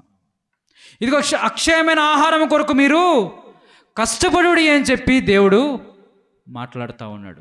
బలహీనలము, ఉనికి లేనటువంటి వారము, అయితే నిత్యత్వమును గురించి ఆశీర్వాదము పొందుకున్నటువంటి మనము దినదినము అక్షయమైన ఆహారము మరి భుజిస్తూ దేవునిలో మనము బలపడవలసిన అవసరత ఎంతైనా ఉన్నది. 6 వచనాలు చూస్తూ ఉన్నప్పుడు మానవుడు ఎంత బలహీనుడు లేఖన భాగాలు మనకు సెలవిస్తూ ఉన్నాయి. విశ్వాసులుగా ఈ యొక్క సత్యాన్ని మనం గ్రహించాలి. ఆయన శక్తిమంతుడు, ఆయన నిత్యుడు అని మనం గ్రహించాలా.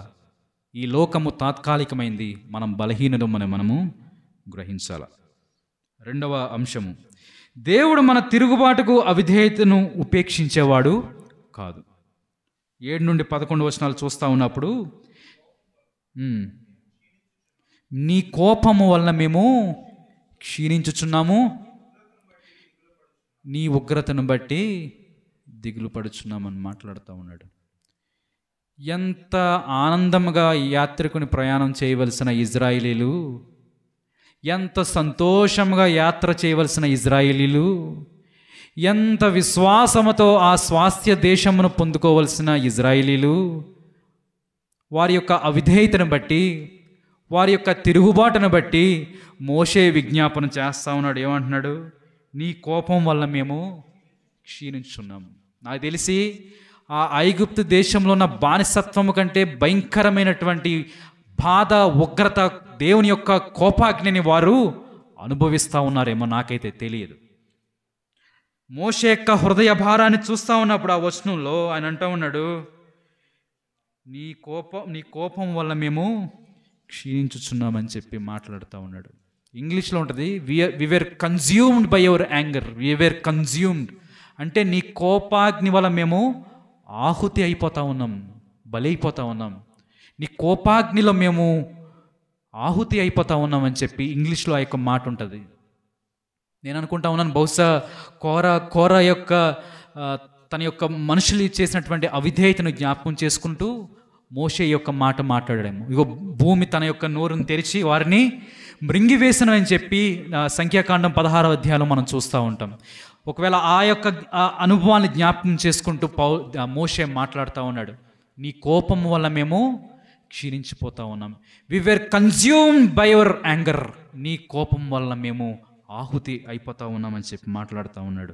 బహుశా నేను అనుకుంటా ఉన్నాను, మోషే ఆ చచ్చిన శవాలను చూస్తూ ఉన్నాడేమో, దేవుని ఉగ్రతకు బలైపోయినటువంటి ఇజ్రాయిల్ యొక్క శవాలను చూస్తూ ఉన్నాడేమో, దేవుని యొక్క కోపాగ్నికి బలైపోయినటువంటి ఇజ్రాయిల్ యొక్క ఆ నిర్జీవమైనటువంటి శరీరాలను మోషే చూస్తూ ఉన్నాడేమో, తన చేతులతో వారి యొక్క సమాధులు చేస్తూ ఉన్నాడు, సమాధి కార్యక్రమాలు చేస్తూ ఉన్నాడేమో.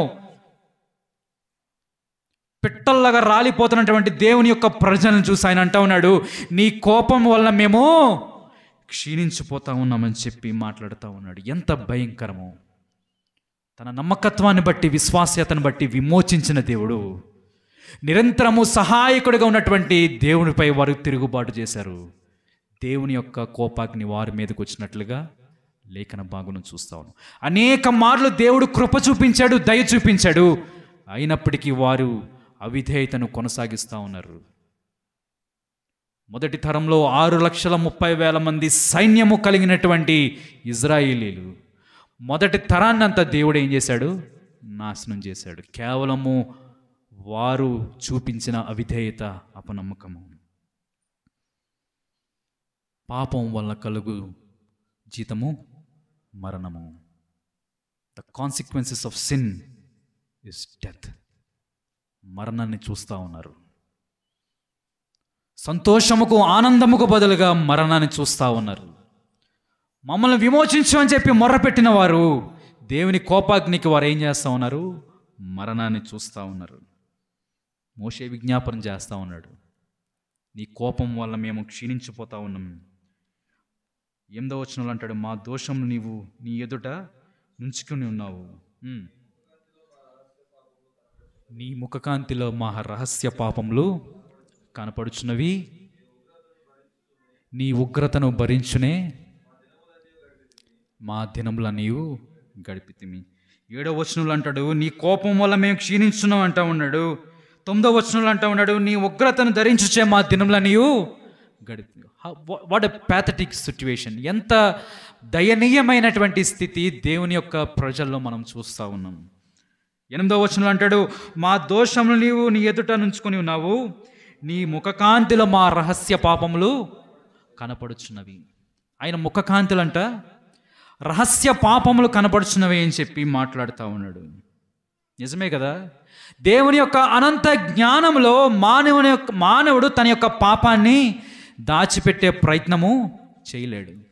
ఒకవేళ నన్నెవరూ చూడట్లేదేమో, నన్నెవరూ గమనించుకోవట్లేదేమో అని చెప్పి పాపం చేస్తూ ఉన్నామేమో, రహస్య పాపములు చేస్తూ ఉన్నామేమో. కానీ మన యొక్క హృదయ రహస్యాలు ఎరిగినటువంటి దేవుడు మన పాపములను ఒకనొక దినాన్ని ఆయన బట్టబయలు చేస్తాడు. నీ ముఖకాంతిలో మా రహస్య పాపములు కనపడుచున్నవి అని చెప్పి మోషే మాట్లాడుతూ ఉన్నాడు. ఒకరోజు అంట ఒక దైవజనుడు స్టేజ్ మీద నిలబడి గొప్పగా ప్రసంగం చేస్తూ ఉన్నాడంట. ఘనమైన రీతిలో బలంగా ప్రసంగం చేస్తూ ఉన్నాడు. దేవుని యొక్క వాక్యాన్ని ప్రకటిస్తూ ఉన్నాడు. చాలాసేపు ప్రకటించాడు, బోధించాడు. ఇలాగే ఇక్కడ కూర్చున్నటువంటి రీతిగా ఒక స్త్రీ నిలబడిందంట. నిలువబడి నువ్వు ప్రసంగం ఆపు అనేసరికి ఏమైందమ్మా అంటే,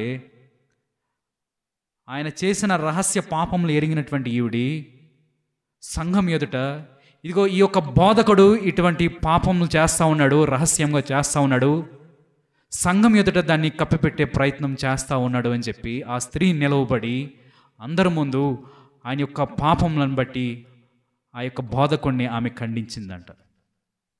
నేనేమంటా ఉన్నానంటే, దేవుడు ఏదో ఒక దినాన్న మన యొక్క పాపములను బహిర్గతము చేస్తాడు. He will expose our since publicly.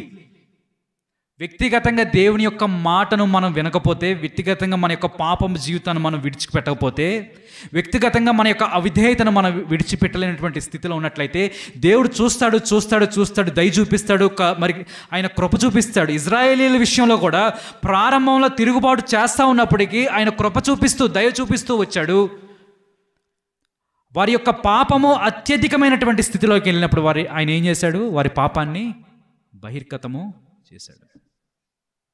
హాయి వంటి చిన్న దేశాన్ని స్వతంత్రించుకోలేకపోయారంటే ఇజ్రాయేలీలు ఆకాను చేసిన చిన్న పాపము. an individual sin affects community. వ్యక్తిగత పాపము, ఆ యొక్క పాపము సంఘముపై ప్రభావము చూపిస్తుంది. ఆకాను చేసినటువంటి పాపము ఇజ్రాయేలీలు చిన్న ద్వీపము అయినటువంటి హాయి దేశాన్ని వారు జయించలేనటువంటి స్థితిలోనికి వారిని నెట్టివేసింది. God will expose our sins. దేవుడు మన యొక్క రహస్య పాపములను ఏం చేస్తాడు? బహిర్గతం చేస్తాడు. ఒకవేళ మనము ఒప్పుకోలేనటువంటి స్థితిలో ఉండి దాచిపెట్టే ప్రయత్నం చేసినట్లయితే దేవుడు దాన్ని బహిర్గతం చేస్తూ ఉంటాడు. ఒకవేళ మన పాపం విషయంలో ఒప్పుకోలు కలిగి ఉన్నట్లయితే ఆయన కనికరము చూపించే దేవుడు. పాపం విడిచిపెట్టినట్లయితే మనము కనికరము పొందుతామని చెప్పి లేఖన భాగాలు సెలవిస్తూ ఉన్నాయి. మోషే విజ్ఞాపన చేస్తూ ఉన్నాడు, దేవుని యొక్క కోపాగ్ని బట్టి విజ్ఞాపన చేస్తూ ఉన్నాడు. ఆ 9వ వచనాన్ని చదువుకుందామండి. నీ ఉగ్రతను భరించునే నిట్టూర్పులు విడిచినట్టు మా జీవితకాలము జరుపుకుందాము. ఒక దైవజనుడు ఈ రీతిగా అన్నాడు, weakness doesn't come by age, sometimes weakness comes by God's anger. మనలో కొన్నిసార్లు బలహీనత వచ్చిందంటే అది వయసు బట్టి కాదు, మన అనారోగ్యాన్ని బట్టి కాదు, మన శారీరక బలహీన స్థితిని బట్టి కాదు, దేవుని యొక్క కోపాగ్ని బట్టి కూడా. ఒకవేళ మన రహస్య పాపములను కప్పివేసే ప్రయత్నం చేస్తే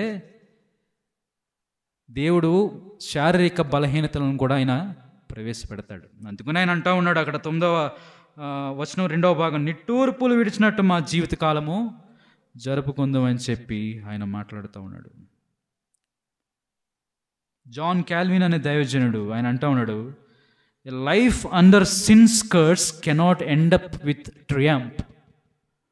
పాపము చేత నడిపింపబడుతున్నటువంటి జీవితంలో దేవుని విజయోత్సవం అంట మనము చూడలేము. If we lead our life with the sin's curse, we cannot see God's triumph in our lives. దేవుని యొక్క విజయోత్సవం లేక దేవుడు మనకు అనుగ్రహించే విజయాన్ని మనము చూడలేం. If you hide our sins, మన యొక్క పాపములను దాచిపెట్టే ప్రయత్నం చేస్తూ ఉన్నట్లయితే అది మన శారీరక బలహీనతలకు దారితీస్తుంది. అంత మాత్రమే కాదు, కానీ ఒక విజయోత్సవం లేక దేవుని యొక్క ఆ యొక్క విజయాన్ని మన యొక్క జీవితంలో మనము చూడలేం. దేవుని యొక్క కార్యములను మనం జీవితాల్లో చూడలేం. అందుకని ఆ పాత్రపై చేయి వేసేవాడు తను తాను పరీక్షించుకోవాలని చెప్పి 1 కొరింథీ 11 పౌలు మాట్లాడుతూ ఆ కింద భాగంలో చాలా హెచ్చరికలతో కూడినటువంటి మాటలు. 11వ అధ్యాయం మనం చూస్తూ ఉన్నప్పుడు 29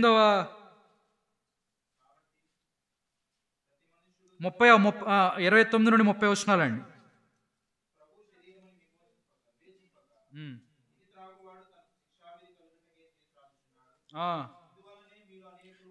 ఏమంటా ఉన్నాడు? ఇందువల్లనే మీలో అనేకులు బలహీనులను రోగులనై ఉన్నారు. చాలామంది ఆలోచన చెయ్యాలి, మన రహస్య పాపం విషయంలో ఏ రీతిగా మనం ఒప్పుకోలు కలిగి ఉన్నాము. 10వ వచనం చూద్దామండి.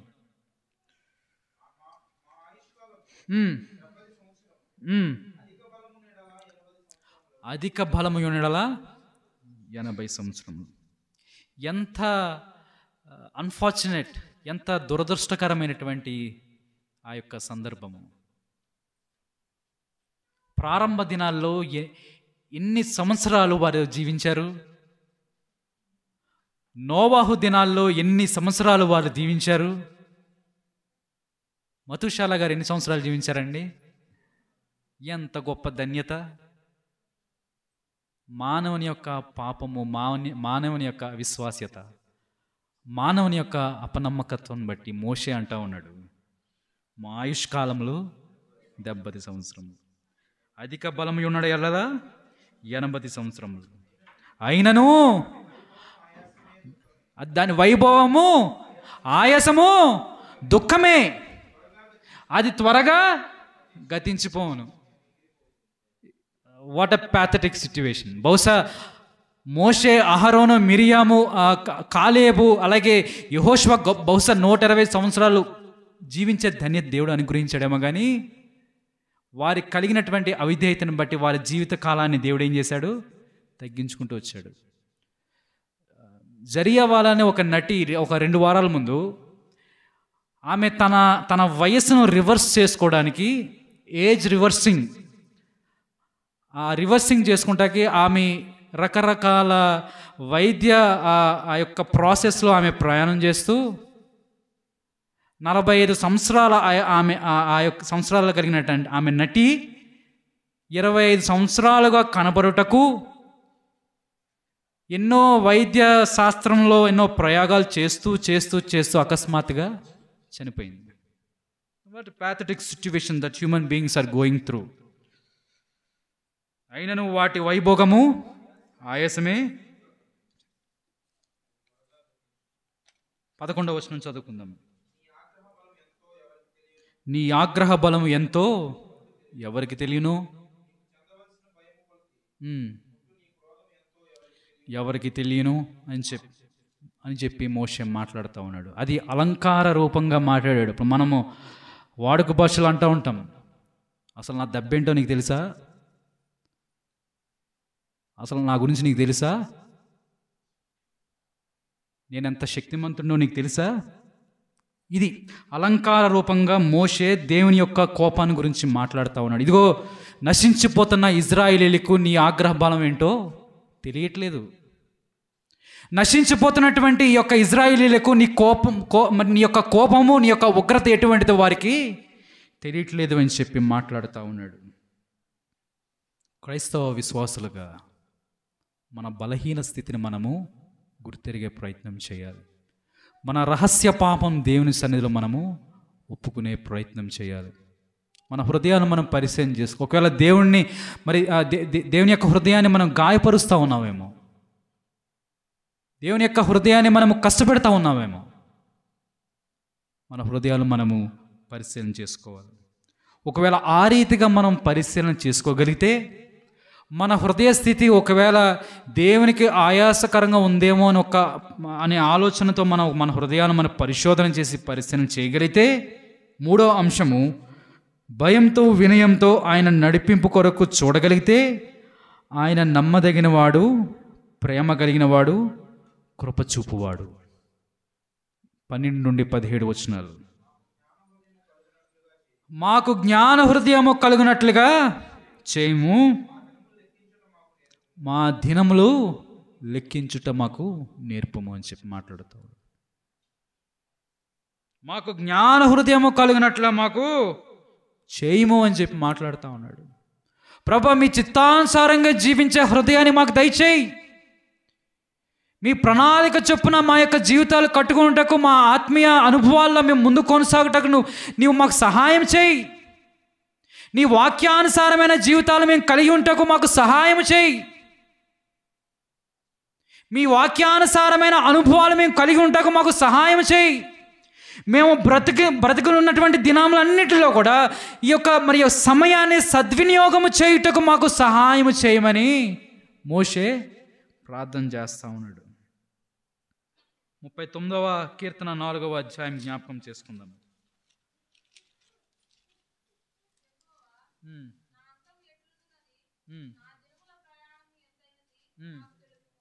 యెహోవా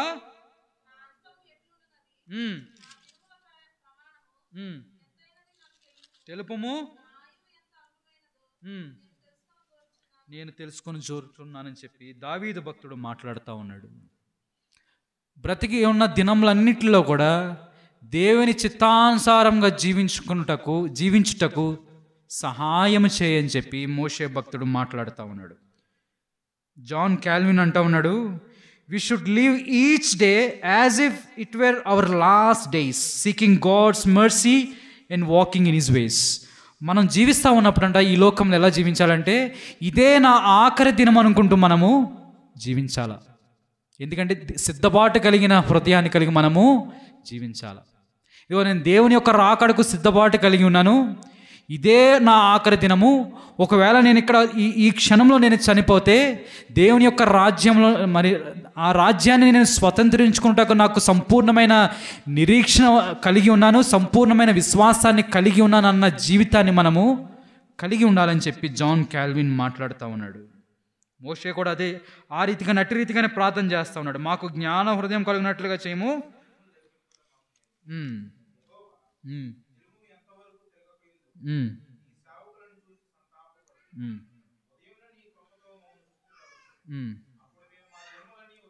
సరిపోతుందండి. 13-14 వచనాల్లో చూస్తూ ఉన్నప్పుడు దేవుని యొక్క కృప కొరకు, దేవుని యొక్క దయ కొరకు, దేవుని యొక్క విమోచన కొరకు ఆయన ప్రార్థన చేస్తూ ఉన్నాడు. ఒక శూన్యత నుండి ప్రార్థన చేస్తూ ఉన్నాడు. మేయర్ అనే భక్తుడు ఈ రీతిగా అంటూ ఉన్నాడు, Moses prayer is from emptiness, sorrow, so that God May fill there lifes with Joy. శూన్యత నుండి, దుఃఖము నుండి మోషే ప్రార్థన చేస్తూ ఉన్నాడు. ప్రభువా, నీ కృపను మా ఎడల దయచేయము, నీ దయ నా ఎడల దయచేయమని చెప్పి ప్రార్థన చేస్తూ ఉన్నాడు. ఈ దుఃఖ దినములన్నీ ఆనందకరమైన దినములుగా మార్చమని మోషే ప్రార్థన చేస్తూ ఉన్నాడు. కొత్త అనుభవాలు దయచేయమని ప్రార్థన చేస్తూ ఉన్నాడు. నూతనమైన అనుభవం, నూతనమైన ప్రారంభం ఇవ్వమని చెప్పి ప్రార్థన చేస్తూ ఉన్నాడు. ఇదిగో ప్రారంభంలో ఎర్ర సముద్రము పాయలు చేసినటువంటి ఆ యొక్క అనుభవము తిరిగి మా యొక్క జీవితాల్లో అనుగురించి ప్రభు అని ప్రార్థన చేస్తూ ఉన్నాడు. అనేక మార్లు శత్రువులపై మాకు విజయాన్ని అనుగ్రహించావు కదా, ఆ యొక్క అనుభవాన్ని తిరిగి మా యొక్క జీవితాల్లో ఉజ్జీవింపజేయని చెప్పి ప్రార్థన చేస్తూ ఉన్నాడు. అనేక మార్లు మాకు సహాయకుడిగా, సంరక్షకుడిగా, పోషకుడిగా ఉన్నావు కదా, ఆ అనుభవాలన్నీ మా జీవితాల్లో ఉజ్జీవింపచేయని చెప్పి ప్రార్థన చేస్తూ ఉన్నాడు. 17వ వచనం చూద్దామండి.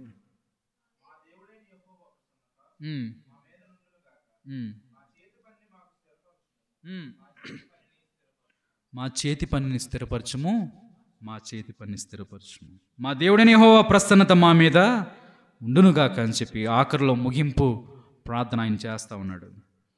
హృదయ భారం కలిగి నీ సన్నిధిలోనికి వస్తూ ఉన్నాం, కరుణించమని చెప్పి ప్రార్థన చేస్తూ ఉన్నాడు.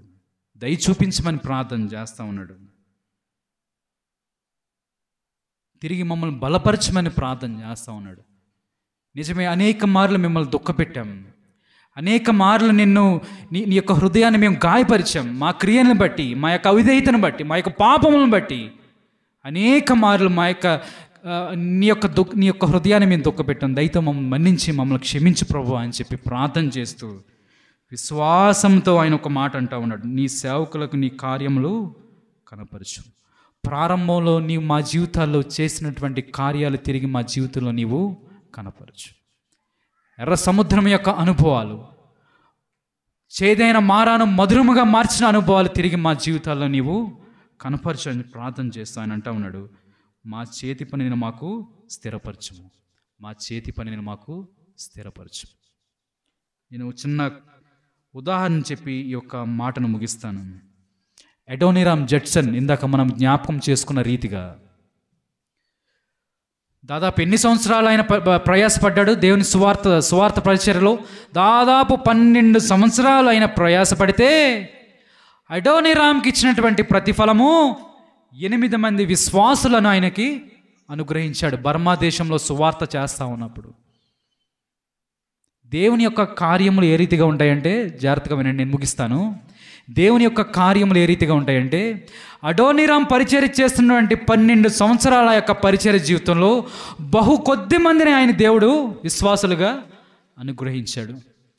దాదాపు 100 సంవత్సరాల తర్వాత అదే ప్రాంతంలో, అదే బర్మా దేశంలో 3000 సంఘాలు మరి స్థాపింపబడుటకు దేవుడు కృప చూపించాడు. దాని యొక్క ఫలం ఎవరంటే అడోనిరామ్ చేసినటువంటి పరిచర్య.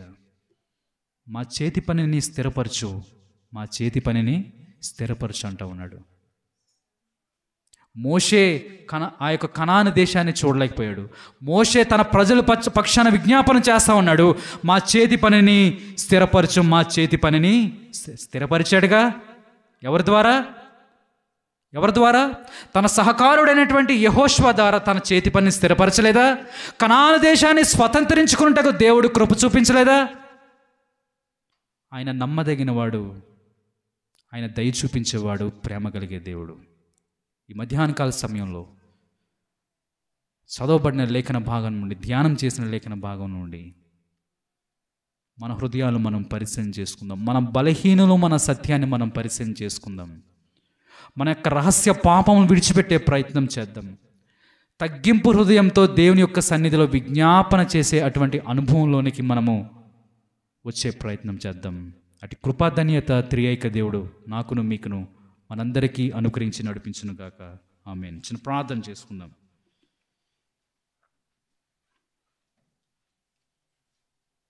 ప్రార్థన చేసుకుందాం.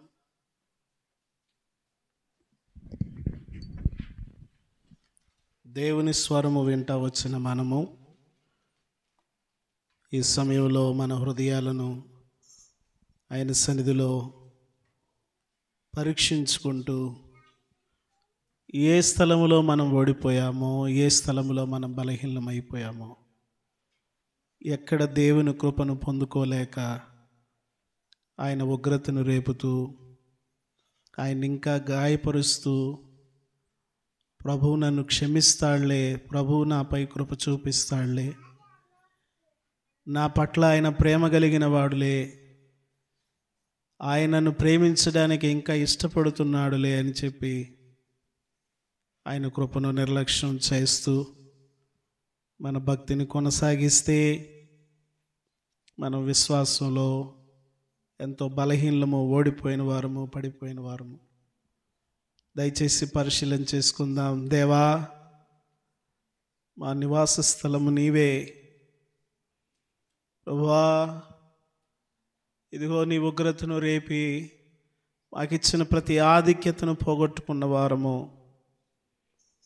ప్రభువా, నీవు కోపపడిన ఎడల ఎవడు నిలవగలడు?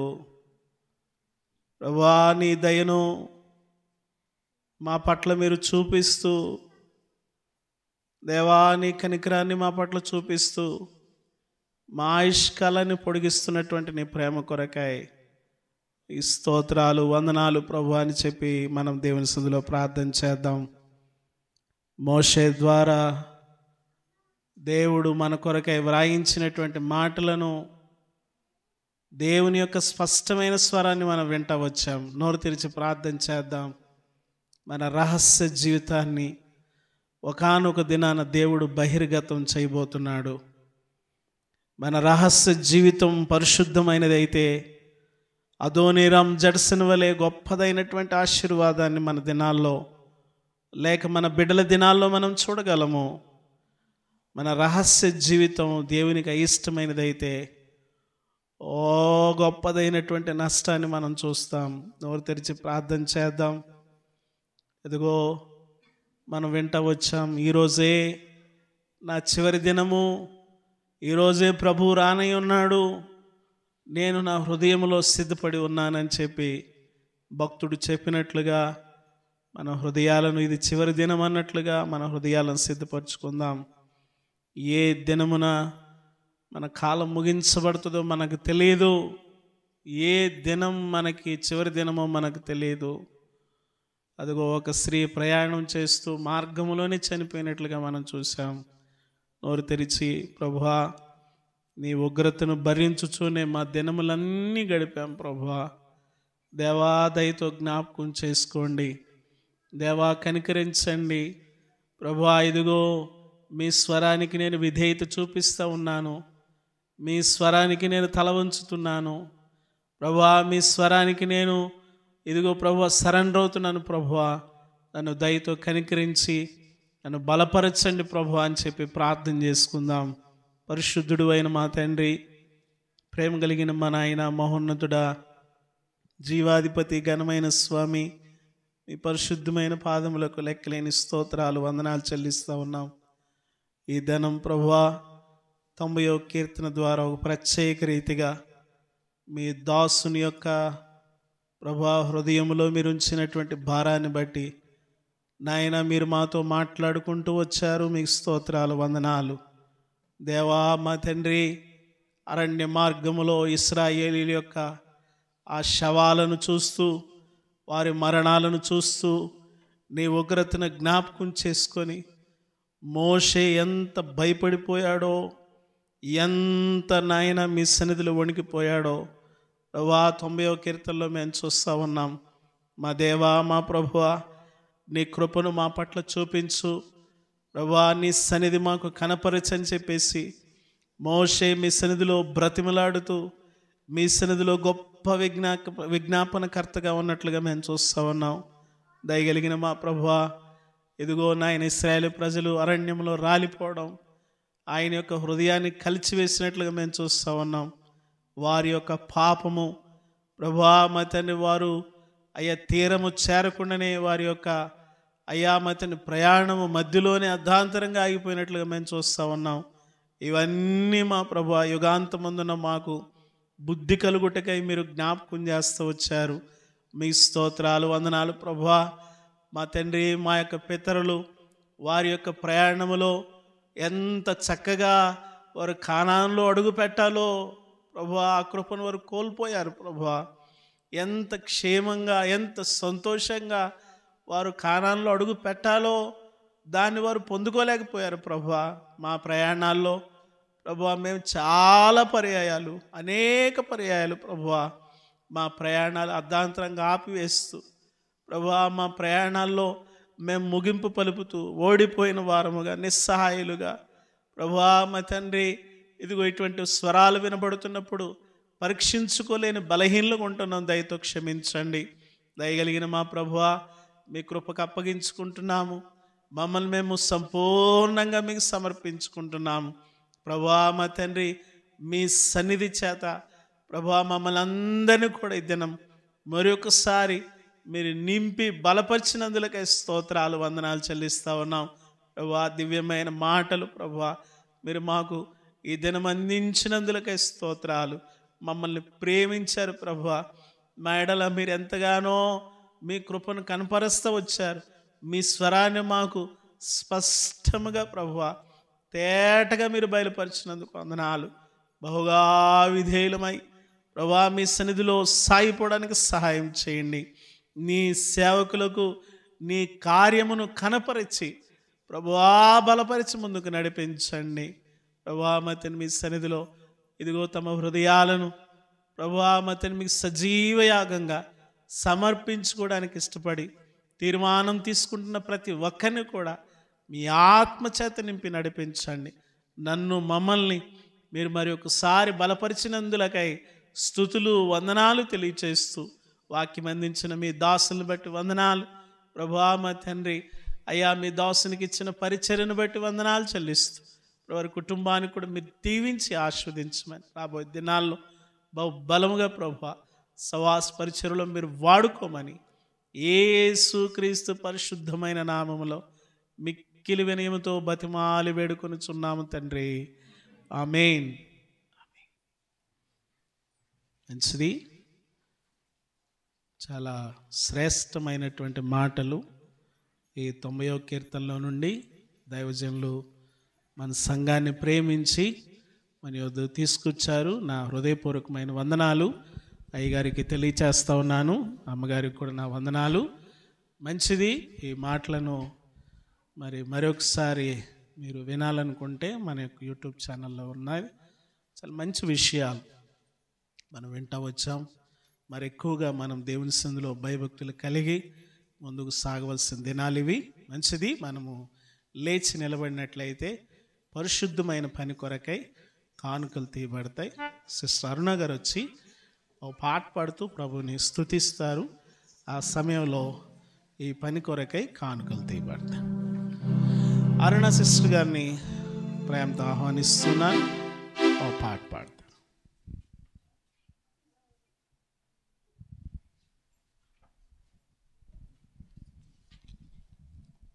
376 పాట పాడుకుందాం. కుమ్మరి ఓ కుమ్మరి జగదుత్పత్తిదారి జిగట మన్నైన నా వంక చల్లగా చూడుమయ్యా, చల్లగా చూడుమయ్యా. కుమ్మరి ఓ కుమ్మరి జగదుత్పత్తిదారి జిగట మన్నైన నా వంక చల్లగా చూడుమయ్యా, చల్లగా చూడుమయ్యా. పనికి రాని పాత్రనని పారవేయకుమా, పొంగి పొరలు పాత్రగా నన్ను నింపుమా. పనికి రాని పాత్రనని పారవేయకుమా, పొంగి పొరలు పాత్రగా చేసి నన్ను నింపుమా. సువార్తలోని పాత్రలన్నీ యేసును పొగడుచుండా, సాక్షిగా నుండ పాత్రగా చేసి సత్యముతో నింపుము తండ్రి, సత్యముతో నింపుము తండ్రి. కుమ్మరి ఓ కుమ్మరి జగదుత్పత్తిదారి జిగట మన్నైన నా వంక చల్లగా చూడుమయ్యా, చల్లగా చూడుమయ్యా. మంచిది. ఈరోజు చక్కని వర్తమానం మన మధ్యలో తీసుకొచ్చిన దైవజనులు జోనథన్ శామ్యుల్ గారికి, అలాగే అమ్మగారికి, వారి కుటుంబానికి నా హృదయపూర్వకమైన వందనాలు తెలియచేస్తూ ఉన్నాను. మంచిది. ఇవాంజలిస్టు ఆ మాస్ పత్రిక కూడా వస్తున్నా, ఇక్కడ పెడుతున్నాం కానీ తీసుకెళ్ళడం లేదు. దయచేసి మీ పత్రికలు తీసుకెళ్ళండి. ఒక్కొక్కసారి రావడం ఆలస్యమైనప్పుడు పోస్ట్ మ్యాన్ ద్వారా కొంచెం ఆలస్యం అవుతుంది. దయచేసి మీ పత్రికలన్నీ ఉన్నాయి ఇక్కడ, అవి మీరు పట్టుకెళ్ళండి. మీ ఇళ్ళకి వచ్చి పత్రికలు ఇవ్వడం ఉండదు, ఇక్కడే ఉంటుంది కాబట్టి దయచేసి మీరే పట్టుకెళ్ళాలి. Thank you. చివరి ప్రార్థన, మరి ఆశీర్వాదం, పరలోక ప్రార్థన ఆశీర్వాదంతో సెలవు తీసుకుందాం. తలలు వంచండి. మమ్మల్ని అతి మిక్కిలిగా ప్రేమించిన మా ప్రియ పరలోకపు తండ్రి, పరిశుద్ధుడా, మహోన్నతుడా, జీవాధిపతి, యేసుక్రీస్తు నామంలో మీ పాదముల యొద్దకు వచ్చి కృతజ్ఞతాస్తుతులు చెల్లిస్తూ, మీకు స్తుతులు స్తోత్రాలు చెల్లిస్తూ మీ మనవులు మీ పాదాల దగ్గర తీసుకొస్తున్నాం నాయన. ఈ 2025 సంవత్సరము జూలై మాసంలో ఈ చివరి ఆదివారం వరకు మమ్మల్ని ఎంతో క్షేమంగా కాపాడారు. 7 మాసాలు మీరు ఇచ్చిన భద్రత, క్షేమము, పోషణ, కాపుదల, ఇచ్చిన కృపలన్నిటిని బట్టి మిమ్మల్ని స్తుతిస్తూ ఉన్నాం. 90వ కీర్తన ద్వారా ఈ దినం ఎంత స్పష్టంగా మీరు మీ యొక్క మనస్సును మాకు తెలియజేశారు. మా దేవా, మా ప్రభువా, మా ఎడల మీకు ఉన్న ప్రేమ ఎంత విస్తారమైంది ప్రభువా.